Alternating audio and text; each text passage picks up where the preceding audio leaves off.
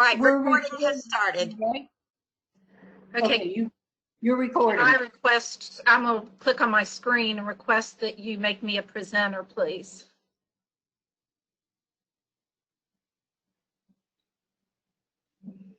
I'm not sure if I know how to do that, Marilyn.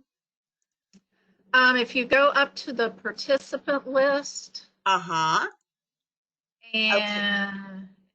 If you click on my name, maybe right mouse click, there should be an option that says make presenter, maybe.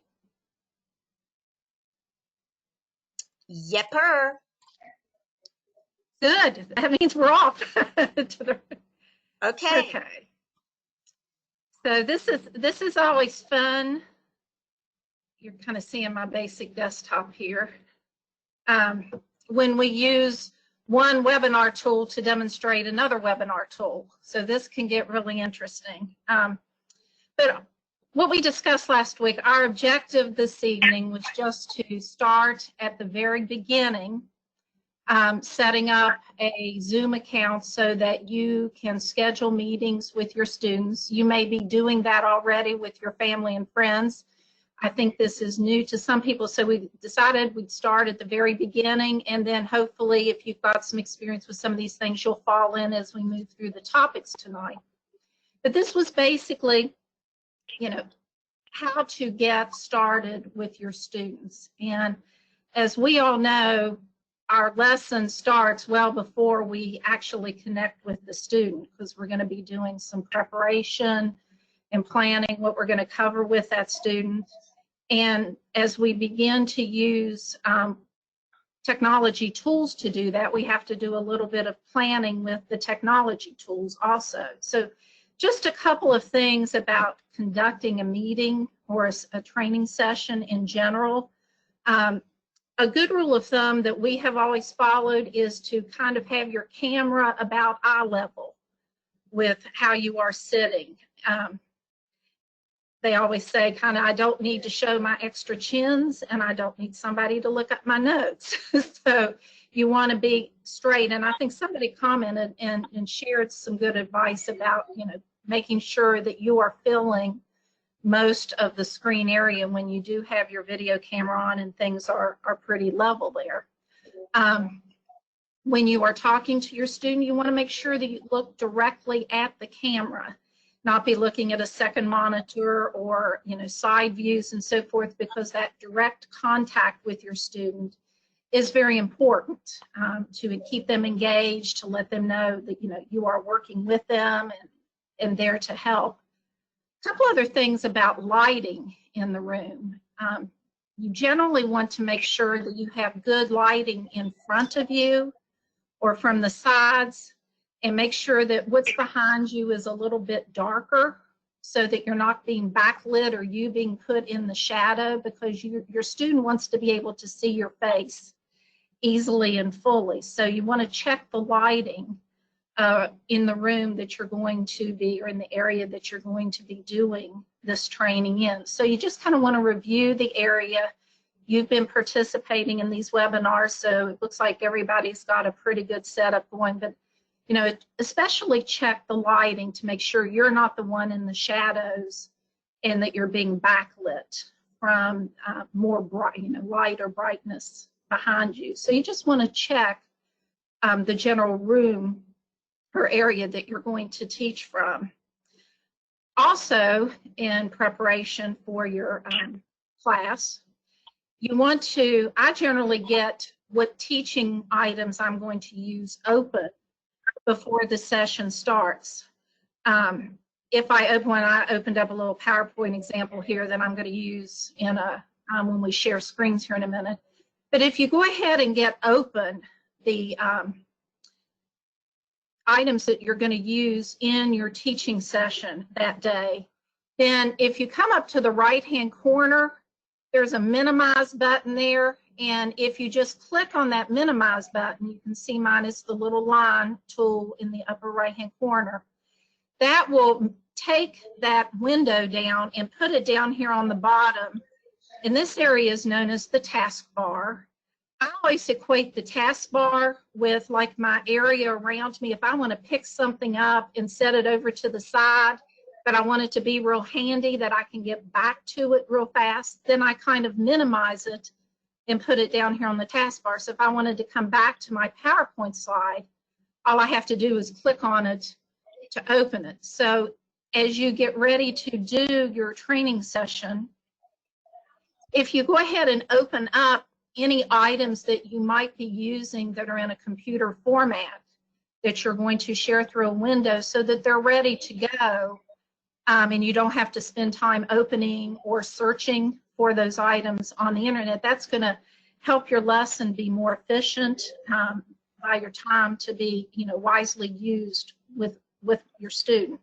So I've put a couple of items down here that we'll come back to as I start to share my screen out. So you just want to get prepared to have all of your tools ready that you're going to use in your lesson. So after you've kind of evaluated your space, you've got your materials ready for the session, then before you do your first session, obviously you're going to have to sign up for a Zoom account that is going to allow you to schedule meetings with your students. So if you would have the handouts available that I put out here, I've tried to put together some cookbook instructions on how to do this if this is your first time setting up a Zoom account. So if we could go to the one that says Zoom cheat sheet. And I'm going to open my browser here.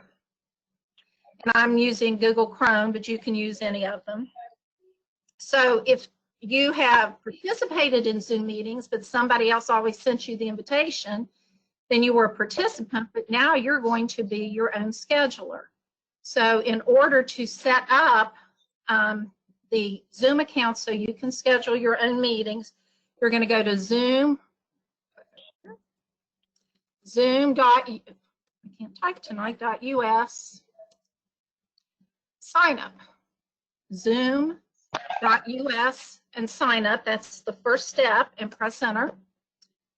And it's going to take you to the Zoom area. Let me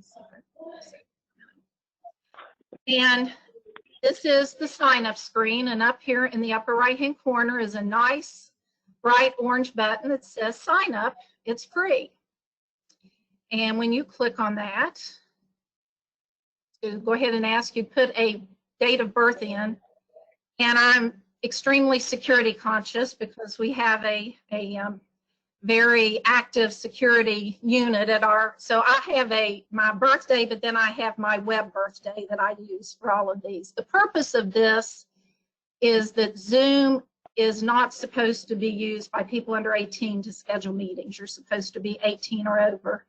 And their big deterrent is to say, put your date of birth in here. So I always have my web date, and I'll just make one up here at the moment. They say it's not safe, but they're trying to make sure that you are over 18 years old. Well, I'm going to be over 18, but I'm not going to be completely to my full age tonight. So put your birthday in, and you click continue. And it's going to ask you to put in an email address that you're going to use, and this will become your account ID when you put this in.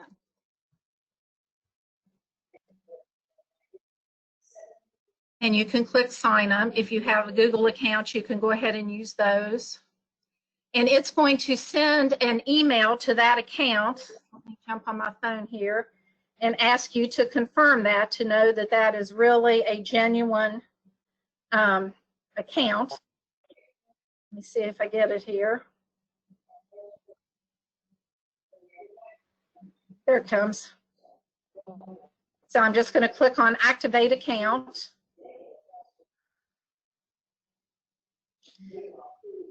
And then it follows that with a question. You can't see because it's on my phone. Are you signing in on behalf of the school? So I don't know, or do you consider this group a school type group, or is this just an organization? It's simply a yes or no answer. And you'll hit continue, and then it will ask you to go ahead and put your first and last name in and set up a password.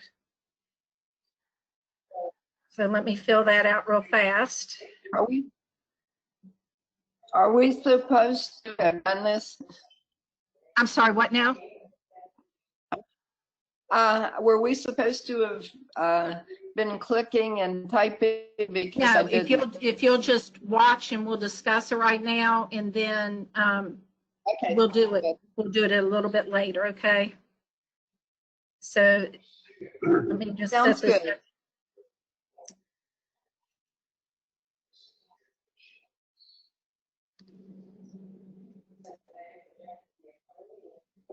And I'm doing it on my phone, so I don't have to jump around here too much.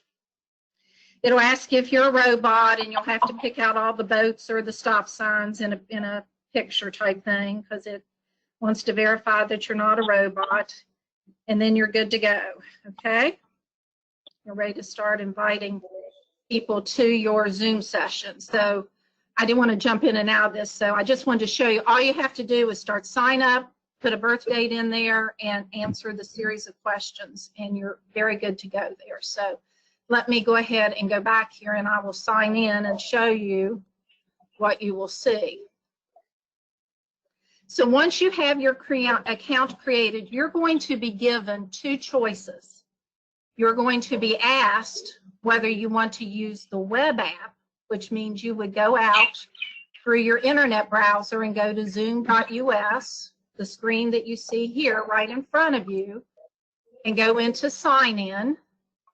The other option that you have is to download an application that is saved and becomes one of your choices on the computer that you're actually sitting in front of right now. So you have two ways that you can access using Zoom and scheduling your meetings. That's one reason that I gave you two handouts.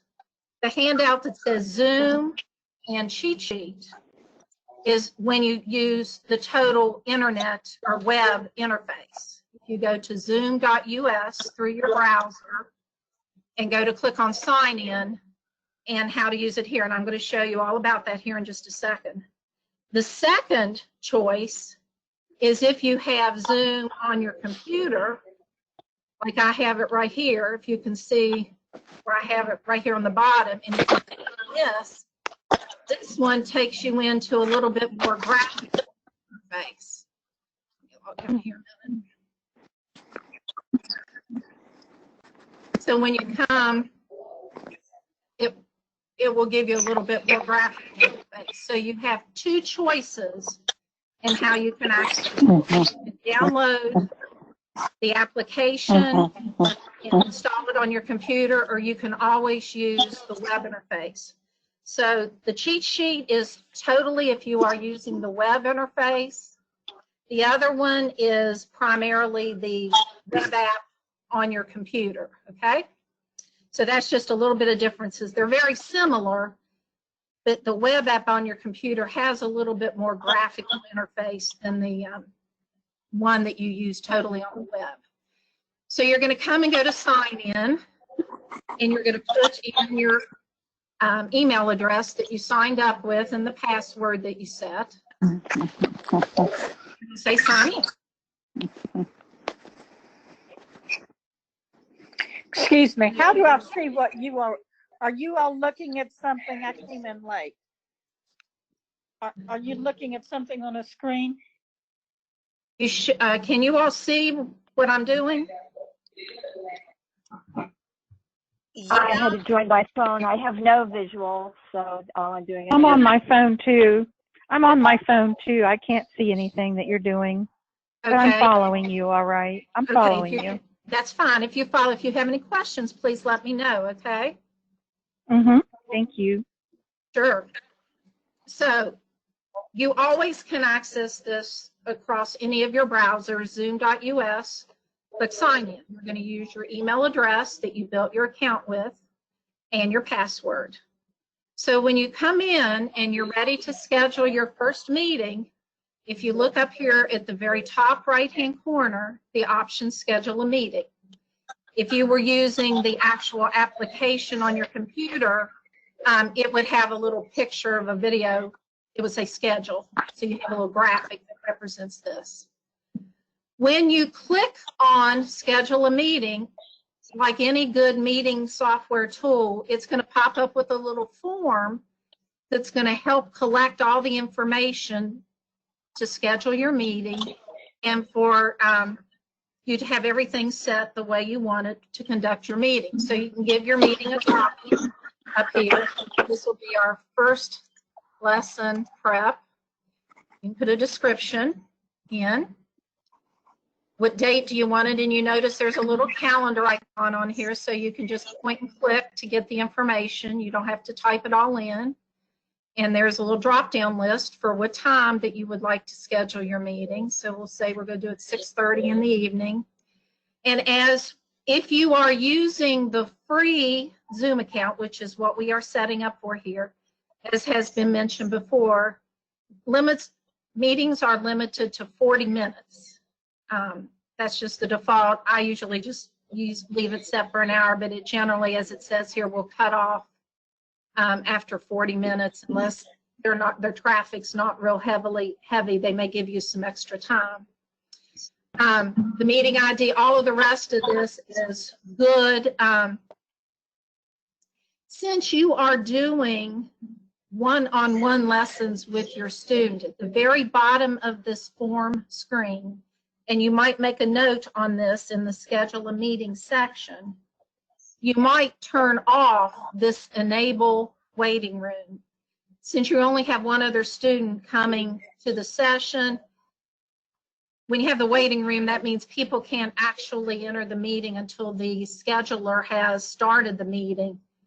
You know, it's just an option just so that they can go ahead and join the meeting. You might have a pretty screen up or some information for them before you all get started and so forth. So you might choose to just click on that checkbox and remove that check mark just to turn that one thing off. Other than that, the default settings, other than putting in your specific date and time for the session, your default settings are generally good for this. So when you have finished setting your date and time, any other particular settings you want, you're going to click on Save. And this part is just a little bit tricky in Zoom. The next screen that comes up is going to show you all the information that you sent or set up in scheduling this meeting. In order to send this information to your student, you want to come down to this line that says Invite Link. Can everybody see where my mouse is pointing here? Invite Link, and over here on the very right-hand side, can you see this here? Let me see if I can make it a little bit bigger. Can you see this right here where it says Copy Invitation? Yes. This is the important part. You're going to click on this copy invitation, and it's going to pull this up, click copy meeting invitation data, and it's put out on the clipboard of your computer.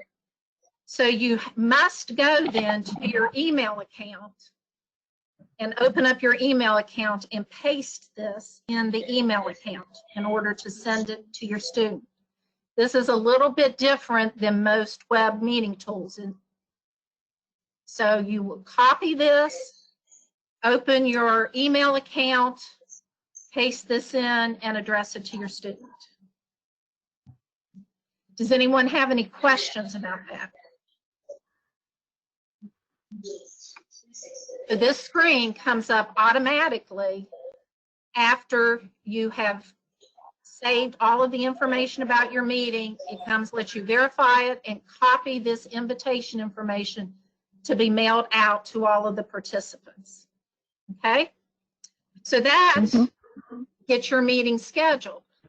And once this meeting is scheduled, over in the left pane of your computer is a list of choices. If you click on meetings here, this will give you a list of all of the meetings that you have scheduled, and it shows you your future meetings. If you look up at the very top, you can go back to previous ones, but all your upcoming meetings will show here.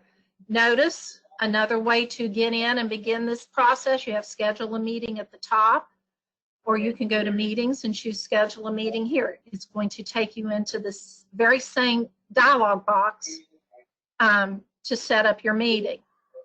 So if you are ready to start a meeting, maybe I set this up and I sent it out to my student, and it's 2 days later and I'm ready to begin the meeting with that student, and I logged in through the web browser and I clicked on meetings in the left pane. I found my meeting. All I have to do is come over and click on the start button, and that launches my meeting.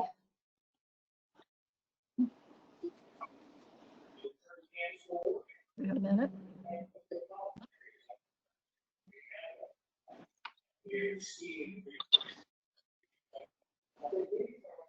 And it will go through this little install the first time you do it, where it's putting that footprint on your computer, and it will come up with this dialog box that asks you want to join with your computer audio, which is generally the first choice. So I can just click on that. And let me find my Zoom window now. We should be ready to go. Which meeting there?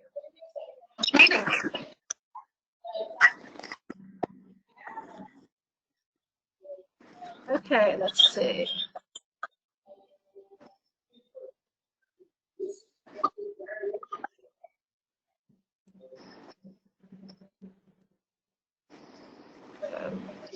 Where's my Zoom?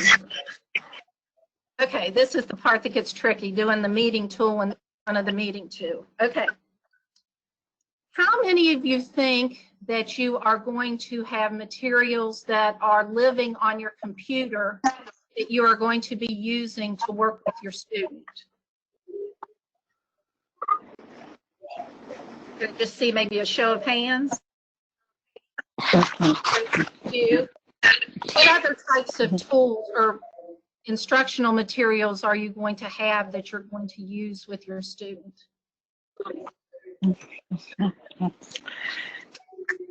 Maybe a book and questions related to the book.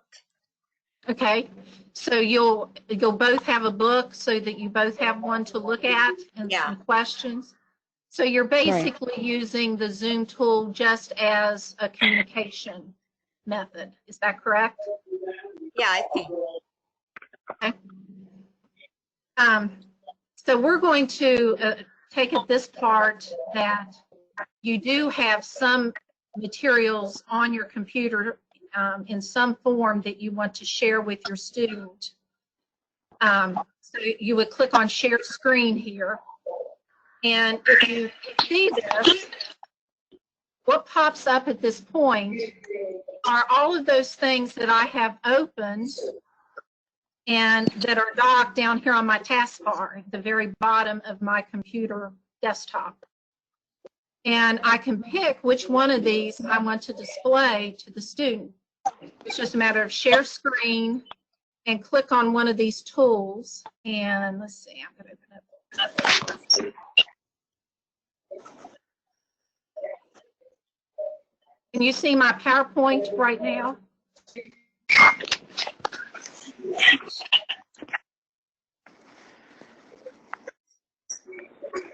see here. So we'll switch to, I've got this Word document open. Let's use that. Okay. Can everybody see the big brown fox jumped over the lazy dog?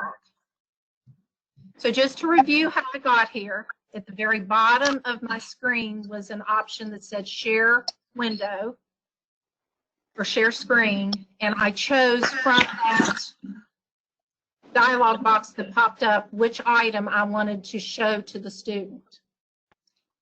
When I am sharing my screen with the student, I move up to the very top. Do you see that there is a menu bar that slides down and gives me some choices of features to use? If I pull my mouse pointer away, it disappears. But if I move my mouse pointer up there, it slides down. Everybody see that? Maybe not. Maybe not. Oh. One of the options up on this menu bar that slides down is Annotate. And when you click on Annotate, it's going to give you, let me pull it down here so you can see it. It's going to give you a selection of tools that you can use to draw or write or underline or spotlight something that you want to bring people's attention to on the screen. One of the nice things about Zoom is when you are sharing your screen, the participants also have access to this Annotate menu bar. And you might be showing your student a sentence, and you might say, you know, tell me which one of these words does this. And you might ask them to point to it. You might ask them to draw on it. So you can come up and, you know, tell your student to annotate any of this, anything in your lesson. So if you have something that you are sharing through your screen, being able to annotate it yourself or to have your student annotate without having to do anything special is a very, very nice feature that comes with Zoom. The Annotate piece is automatically available both sides. When I finish with that item and I want to change to something else, I just come back up to this top menu bar and click on Stop Share, and it takes me back to this screen that I can use to maybe share out something else. So let me click on Share Screen again. And another feature that Zoom provides automatically for the presenter is this whiteboard option. And I know last week we had a really good suggestion from someone that said, you know, they just had a teacher who used a regular whiteboard, held it in the camera's view. It's exactly the same type of tool, only this one's inside your computer. And you have the same Annotate toolbar. So it has a text tool if you want to come down here and,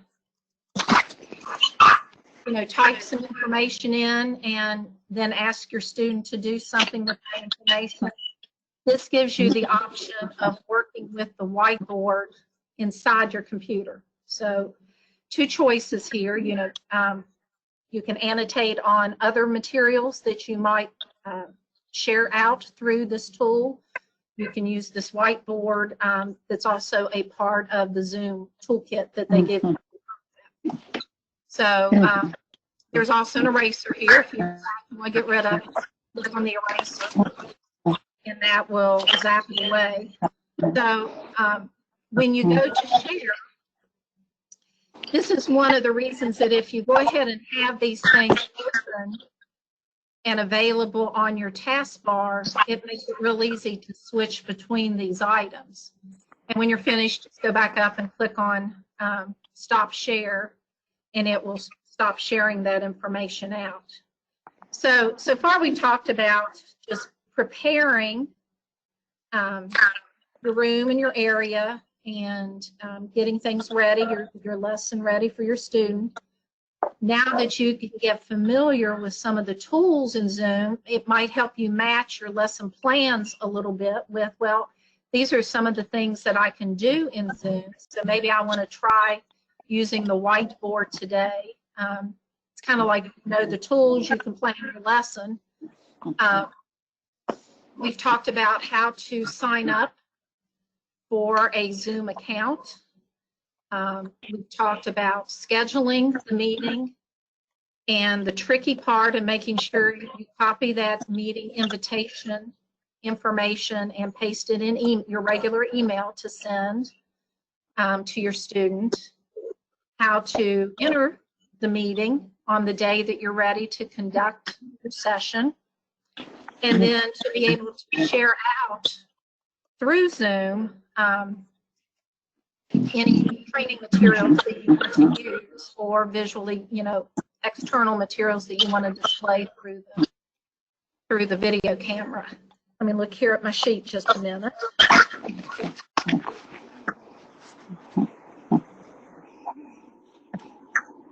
So if you would just a minute, take a look down through these sections on the Zoom cheat sheet, which is the total web interface browser, and see if there's anything there that you think that we have not covered or that you would like some more information before we go on. And we'll also take a minute and see if you have any questions. So take a minute and just look down through this cheat sheet, please.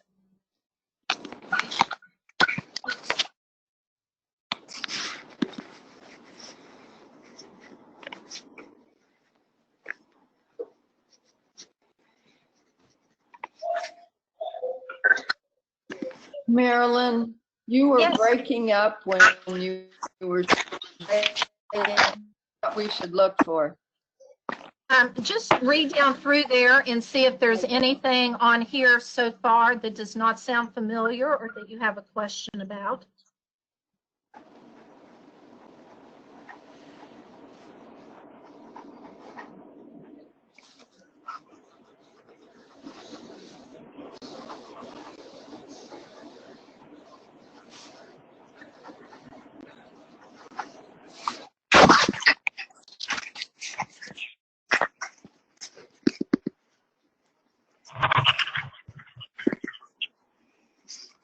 Anybody have any questions about anything on that one? I'm wondering about shared devices if you're in working with a student in a professional setting. They have to have their own email address so that the invitation can be sent to them, correct? And we need to be provided with that information so that we can get messages and communicate with our students. I'm sorry, Susan, is the that- first part crackled up just a little bit, if you don't mind to Okay. repeat the first part. If we're working with students who are in an institutional setting, we'll need to have their specific email account so they'll be able to receive the invitation and actually participate in the meeting. Is that right? That's correct. Their way of connecting into the meeting is going to be through the information that is sent to them through email. Okay, so we'll need to have them have their own accounts and share that information with us. Are you working at Recovery Point? If I have a student, my last student has left, I remember. This is Jane. Oh, hey, Jane. Yeah, Hey. we'll have to figure that out with Recovery Point. We'll get Right. their email address. Okay. So we'll have to figure that out. Mm-hmm. Say, Marilyn, I have a question. This is Sharon about the first screen where it had audio and video. They were both checked off. Is that supposed? We don't alter that at all. It just depends. There's really no reason to, because when you start your meeting, if you don't have the audio or video on, right down here at the very bottom of this screen that you see when you enter the meeting, if I can put it on the screen, there's a start video and microphone option. You can turn them on here. But you can also turn them on at the first page. Yes. Okay. Yes. Yeah. And you want to, tell your student, I'll wait while you go ahead and get your camera on. You want to be able to see them visually. You want to be able to connect with them visually. You want to be able to take, body language clues from them, when they're working on their lesson. So it's one of those just teacher statements, I'll wait while you get your video camera on, provided they can have one and so forth, because you want that person-to-person contact just as if you were teaching that lesson with them across the table at the library. So, okay. Does anybody else have any questions so far? When you're finished with your lesson or you're finished with your Zoom meeting, down in the lower right-hand corner of this window is an End button. And you will click on End, and it just says End Meeting for All, and you can exit out, and it takes you back to the Join a Meeting screen. So that is the Zoom experience when you are working over the internet and connecting into your Zoom account. So I want to, just for a second, just show you what the desktop app looks like, if I can get it open here. There we go. Whoops. Just have a minute.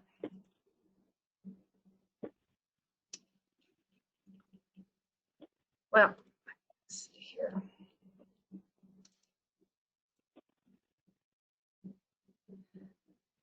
Well, my web interface is taking over for my desktop app interface right now since I was just in it. So let's look at the second handout just a minute, if you would, please. And if you would look at the top of the second page.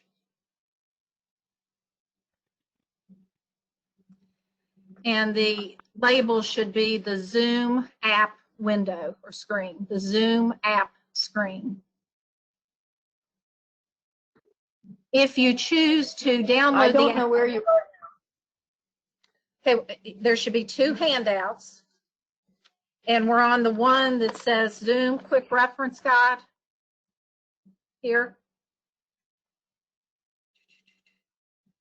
It's the one that has the picture of the young man in the upper left-hand corner. Do you have the second handout? Okay. And if you would go to the second page of that handout. I'm supposed to be looking at the handout right now. I missed that.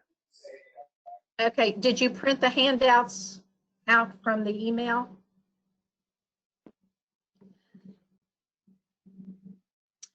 If you are using the desktop application and you launch it, this is your starting point, the screen that you see right here. And you see there's an orange video camera for doing a new meeting or scheduling a meeting with the calendar right below. So this is your starting point, but once you go past this, it's exactly the same as the web interface. It's just a little more graphical of a way to start. So this, if you choose to use the desktop version, this is what you will see. When you go to share your screen, annotate, or use a whiteboard, all of those features are exactly the same between the two versions. And this handout also explains those different choices if you just want to take a second and look down through there.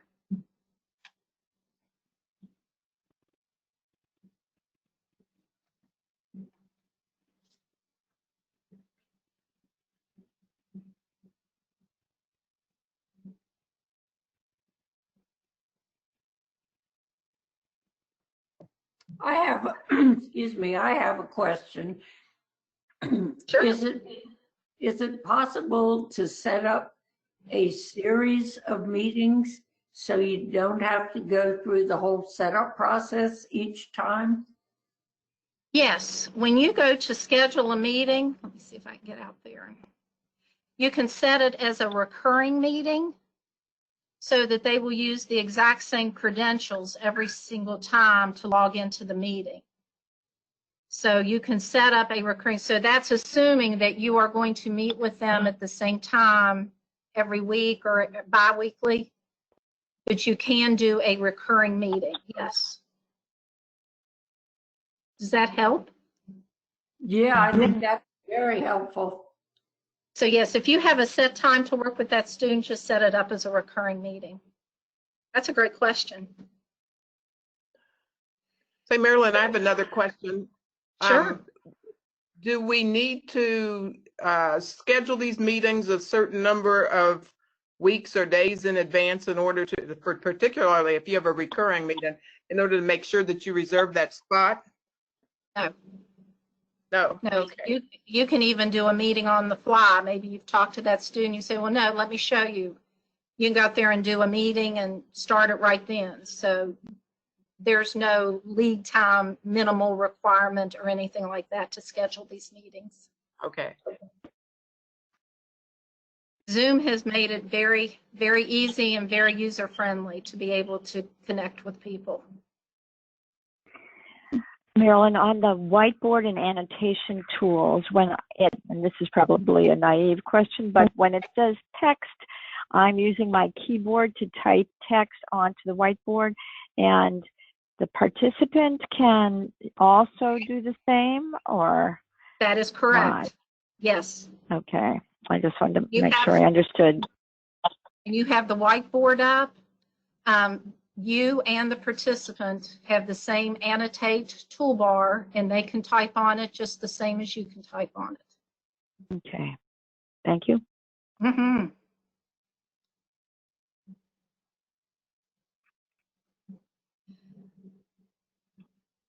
Any other questions that anybody can think of?